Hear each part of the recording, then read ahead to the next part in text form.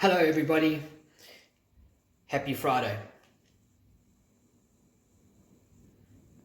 So I'm sure we've all heard the great news that our dear NDZ is pushing for the ban to continue on alcohol and tobacco till level 1, whenever that may be.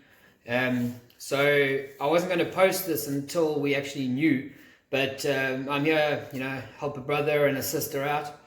The cider recipe, I used our dear old Builder's Warehouse 20-litre bucket with the lid, the sealed lid. I made holes in the lid with a stapler. Remember I used to do it and hit people on the leg when you were at school? I did the same thing on the top. I did about 5 or 6 different ones. Tiny little holes so nothing can get in, no contamination can get in. And I then put a towel over the top while it fermented. I started my apple cider on the 6th of May, and I'm finished all of them now. They're all gone. It took about 10 days of fermenting. That includes the priming, which is the carbonation effect. So you add sugar, which I will put a link onto Facebook when I post the whole recipe in writing on it. And there's 1 or 2 other little things that are key to a clear brew. One of them is a sediment reducer.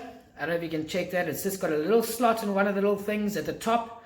And you basically put this in the tap. So the tap I actually got from Micah and had to fit it onto the bucket. And you put this on the inside.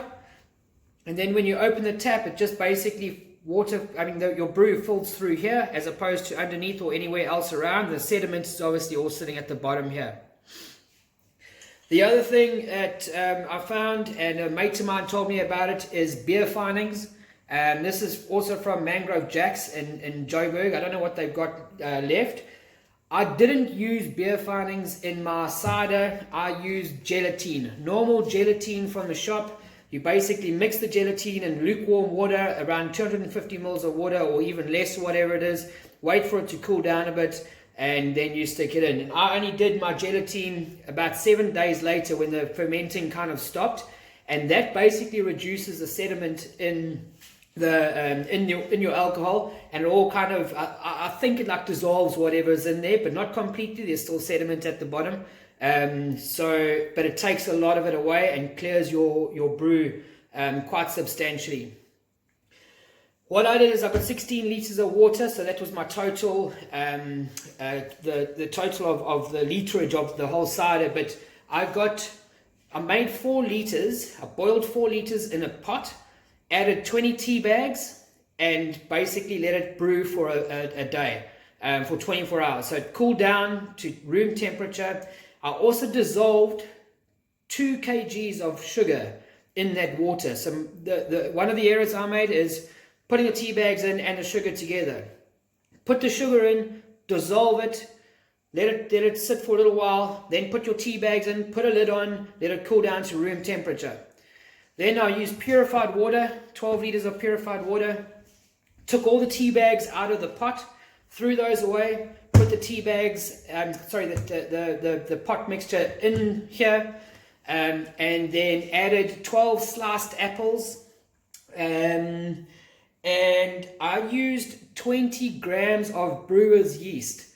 Now you're going to ask me where I got brewer's yeast from. There's a man who I got this recipe from in a shanty town outside of Salt Rock, just at the back where it's called Shark's Kraal, where business is carrying on as normal.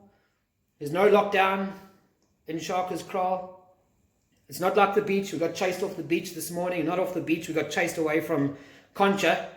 And that's the ingredients that I use. So obviously I will put this all in detail, and that will be on Facebook.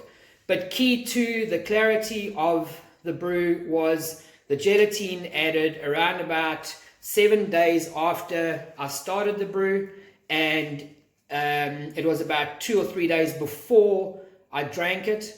It took about a day to drink it. It was 16 liters, And the carbonation, so the dextrose, I use dextrose brewing sugar, and I think it was about 15 liters of brew. I use 160 grams of dextrose. I will use more the next time. I go around about 200 grams. I could have done with a little bit extra carbonation. So guys, most of the stuff is I'll post it on Facebook, but I just thought the video would be a little bit easier to understand it. Hopefully you can understand what I'm saying, unlike us not being able to understand half of the shit that is going on out there. Anyway, guys, happy Friday.